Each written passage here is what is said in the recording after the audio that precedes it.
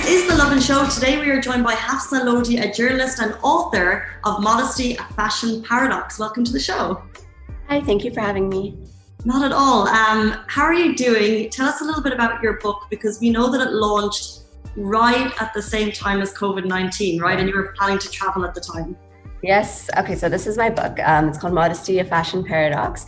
It's a nonfiction kind of investigation into the global rise of the modest fashion movement, which we've seen here, and we're kind of desensitized to it here in the Middle East because modest fashion is kind of part of the cultural dress code here. But in the UK and the US, it's really been becoming more mainstream with big designers like Gucci and Valentino and Tommy Hilfiger and Michael Kors and H&M all kind of making more modest collections for modest consumers.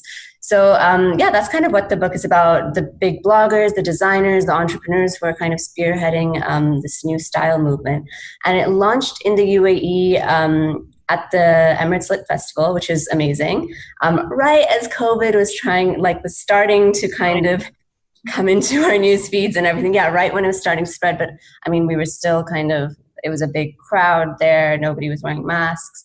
But the UK launch, which I was supposed to travel for and have this big book tour and everything in London. And my publisher, Neem Tree Press, is actually based in London. So it's really a London book, this book actually. So that naturally got canceled because the launch date was right smack when COVID was kind of peaking there. So yeah, and now yesterday was the US launch date. Yet there again, bad timing. So yeah, just kind of. Are you still doing kind of an online launch? Because there are people reading. I'm trying to be active on social media, trying to kind of push it. There's a lot of there's 40 voices in the book. So 40 different women are kind of interviewed or referenced in the book. So trying to get everyone to kind of help and spread the word, which has been good. Just go, which hopefully we can help with today. But let's go back a little bit, because I know you've been a journalist, obviously, and a fashion journalist for a number of years. Have you always loved fashion, and do you still have the love for fashion, the passion for fashion? Yeah. So I've always loved fashion. I would say my passion for fashion is still there, but my willingness to write about it maybe is waning. I think you get disillusioned after writing about fashion for so long, because different trends and things, you just see that it's all very superficial. So I really enjoy now kind of writing about the deeper side about fashion. I mean, the different meanings, like this modest fashion movement, where is it stemming from? It's stemming from a place of faith, but also feminism, because a lot of non-religious women are kind of deciding to cover their skin more. Sustainability, diversity, inclusivity, these are all kind of topics I want to delve more into now. Very cool. And you, American, I think, and you moved here when you were a teenager. Were you aware then of the different approaches from different cultures to fashion? Like, were you aware of it then, or is it something that's really? And I think when I first moved, I moved here when I was 14, and I went to high school here, and went to university in Toronto and London, but came back here. But when I moved here, I wasn't that in tune to fashion at all. Like, I wouldn't say I knew anything about designers Dubai is all about designers, but I had never heard, I knew the word Gucci, but I didn't really know what it meant, So I was very out of touch with the designer scene until I moved here and was introduced to all these Dubai divas, and you realize it's kind of a norm here. And different, I knew that there were different, I knew that I always kind of dressed more modestly because it was part of my religious dress code, but I didn't really, I think I was very narrow-minded at that young age. Like, I thought all Muslims dressed one way, or all South Asians dressed one way, or all Americans dressed one way, and definitely brought in my perspective being in an international school and growing up here. And talking about how you say that it was brought into your perspective, how do you think modest fashion is represented in media now? I think it's great. It's being very increasingly championed by all these mainstream publications in the UK, in the US, here in the Middle East. It's great that we have different kinds of women with different backgrounds being kind of the faces of the movement. I think the most popular is Halima Adan. She's a Somali refugee to the U.S. and she was kind of the first big runway model who wore a hijab. So it was really nice having that woman of color as the face of fashion in the U.S., the face of modest fashion in the U.S. So it's great. It's being championed as a diverse and inclusive movement. In the Middle East, not so much. We're kind of having more like the light-skinned traditional Arab girls as kind of the faces of the movements here, the brand ambassadors and the models. But I think overall we're seeing a lot more diversity and inclusivity. 100%. And like you said, it is a movement. And I think it's something that we've seen grow in the last 5-10 years.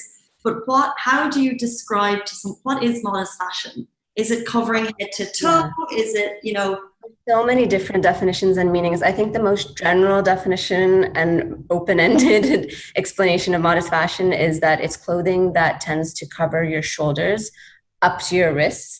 It covers your knees, possibly up to your ankles, and doesn't include like plunging necklines or fitted silhouettes. It's more loose and airy. It's not transparent or see-through, and it may or may not include a headscarf as well. Okay. And why was now the time to write this book? Actually, for me, 2 years ago was the time to write this book, but it takes time, and I really wish I could have just written it and it got launched pre-COVID, right when like everything was all good in the world. But we've seen like over the past 10 years a big rise in modest fashion on runways and in stores, and now it's the words modest and fashion were not used together in the mainstream industry 10 years ago, but like over the past half decade, I'd say it's become more than a buzzword. It's become a necessity for different brands to kind of diversify their offerings to include modest fashion if they want to reach this demographic of modesty conscious consumers who make up a big spending power in the world, according to all these recent financial projections by the Dinar Standard and Reuters released a report that the modest fashion industry was a $368 billion industry. So it's really huge. So all these businesses are really missing out if they don't tap into that. So I think now, we've had a lot of magazine stories about modest models and hijabs on runways, and we've seen a lot of video campaigns with hijabi women, but each of them kind of focus on one specific topic or issue within the whole modest fashion movement. A lot of times, like the rise of modest fashion from a cultural point of view, or the different controversies it may present, such as like, how is fashion modest if you're kind of promoting all your shameless selfies on social media, even if you're covered up? How is that modest from an inner modest standpoint? So like nothing really explored everything, and I wanted to get all of these different tangents in together in one book. So when Neem Tree Press, the publisher, commissioned me to write this, I could not say no. It wasn't my idea. They actually came and approached me with this because I had written extensively about modest fashion before for various publications. And you mentioned earlier that for you covered up maybe because of religious reasons, but now we've seen that people are now covering up for non-religious reasons. Yeah. And I want to know, is this a trend? This is obviously a trend, but does this trend have a long-term lifespan?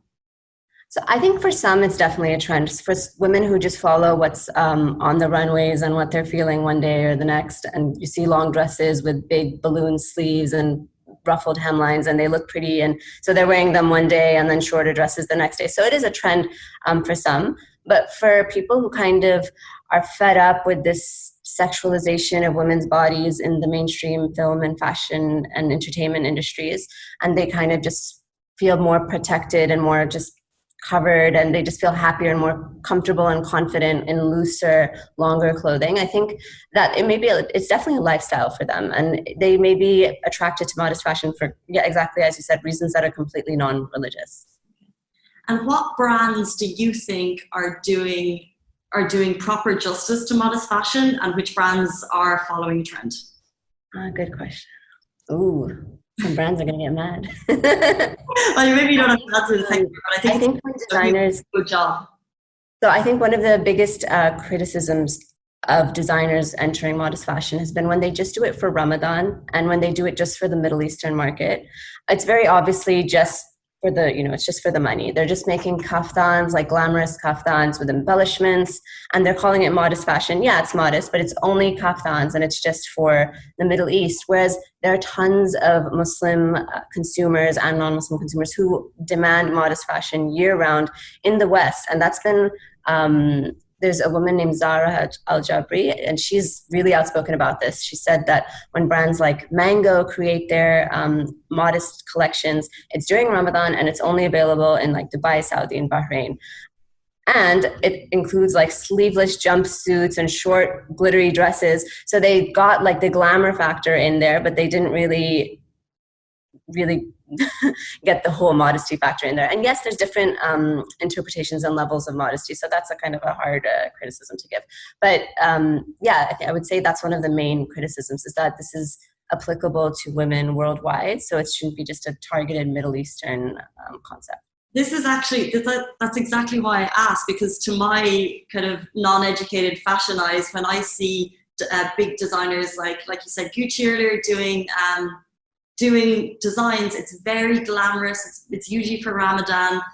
They're incredible, but they're not day-to-day wear. So I'm just wondering, is there any kind of brands championing modest fashion, cool, trendy, day-to-day stuff? Yeah, I would say so. If you look at a brand like Uniqlo, they teamed up with a hijabi fashion blogger and designer named Hana Tajima, and they did very specialized hijabs with their special air technology, breathable fabric technology. So something like that is like really, that's how to do it right. And they used a woman from this kind of space to collaborate with, and they make, ready to wear, which a lot of non-Muslims buy into. It's not kind of marketed as just modest fashion. It's Uniqlo fashion in collaboration with this blogger. So I think that's one way to do it. Like marry your sport or your brand aesthetic with modesty in a way that's more genuine and isn't just about glamour.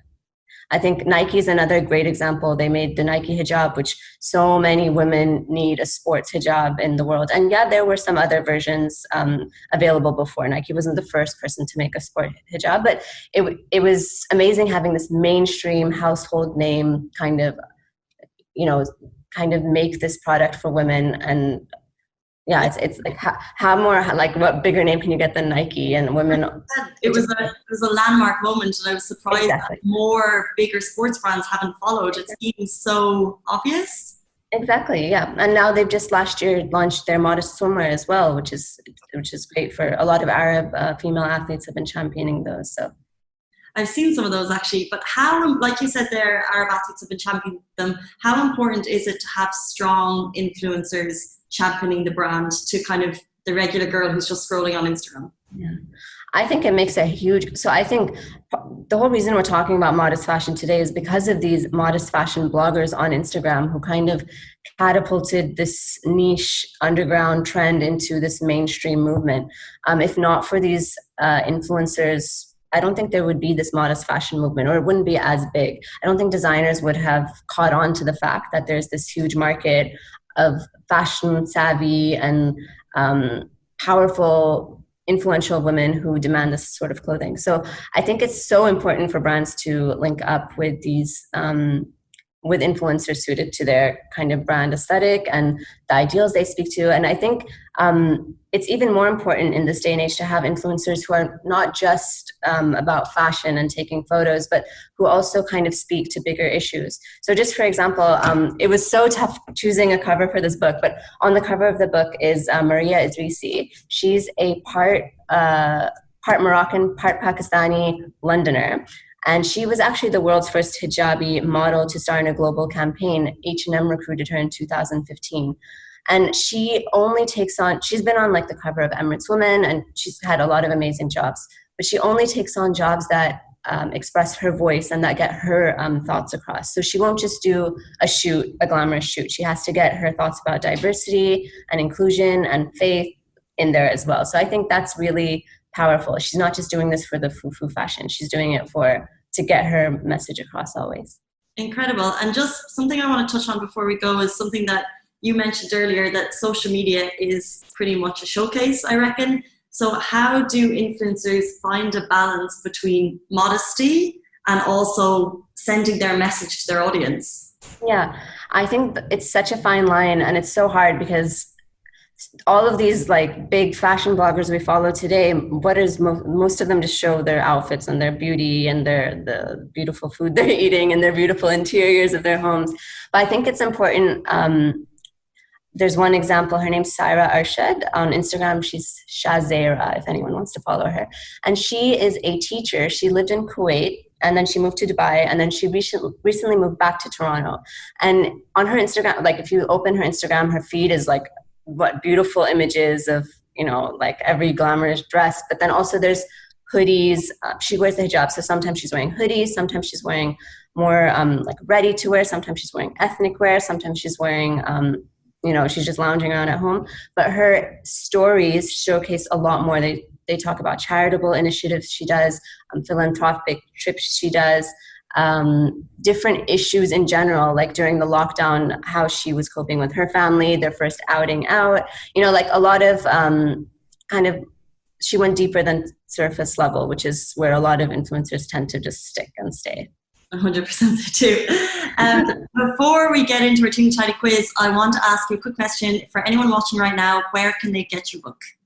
Yes, the book is available in Dubai at Magoody's and Kinokuniya, and online at both of those stores, and Amazon.ae, Amazon.com, and bookdepository.com. Amazing. Well, congratulations on completing it, and it's a shame that it came out at this time. But we'll lead you into the teeny tiny Dubai quiz, where we ask Dubai residents, we give you 60 seconds, so I'm going to open my timer, and we just ask you some questions about Dubai and see how you get on. How prepared do you feel as someone who's lived here for over a decade? Oh, no. Not very prepared. Well, this is our first time doing it, so let's see how it goes. And if you have any feedback, do let us know. Okay, the teeny tiny Dubai quiz, 60 seconds with Hafsa Lodi. We're going to start now. How many Emirates are there? Oh, God. How long do I have for a question? You have 60 seconds total. Oh, gosh. One. Okay, I'm just going to say number 6? 5 or 6. Name 3 of them. Ras Al Khaimah, Abu Dhabi, Fujairah. Nusret Gotcha, aka Salt Bay, is a famous chef. Name his Dubai restaurant. Salt Bay. No, Nusrat. Name the horse who won the most recent Dubai World Cup. Name the horse who won the most recent Dubai World Cup. What no year idea. Did the Burj Khalifa open? Sorry? What year did the Burj Khalifa open? 2012? Name the world's tallest hotel. World's smallest hotel? Tallest. Oh, Burj Khalifa. Okay, well that was the 1 minute. I'm just going to take you through. I mean, this goes for our questions as well. So we'll relook. How many Emirates are there? There are 7. Okay. Yeah, I should know that. Name 3. You got that correct. I think you said Abu Dhabi, Fujairah, and Rak. Yes. Nusret Gotcha. How do you pronounce his surname? Goke? Gotcha? No idea. You said Salt Bay, and then you said Nusret, which is correct. Yeah. The horse who won most recent Dubai World Cup was Thunder Snow. I wouldn't have known. Niche. And the Burj Khalifa opened in 2010, and the world's tallest hotel is the Gavora, and it's located on Sheffield Road. Not Burj Khalifa? No, because that's the Armani only takes like a couple of floors at the bottom. Ah, yeah, okay, trick question. Well, because it used to be the JW Marriott, and then it changed. Oh my God, I have no idea about it. I don't get out enough, clearly. Well, I think we all have a bit of cabin fever after the last couple of years. Yeah, so that is the Lovin Show. Hafsa, thank you so much. Thank you so much for having me. It was a joy. And stay safe, and we'll talk to you soon. You too. Thank you so much. Thanks, guys. See you same time, same place next week. Bye. Thank you. Bye.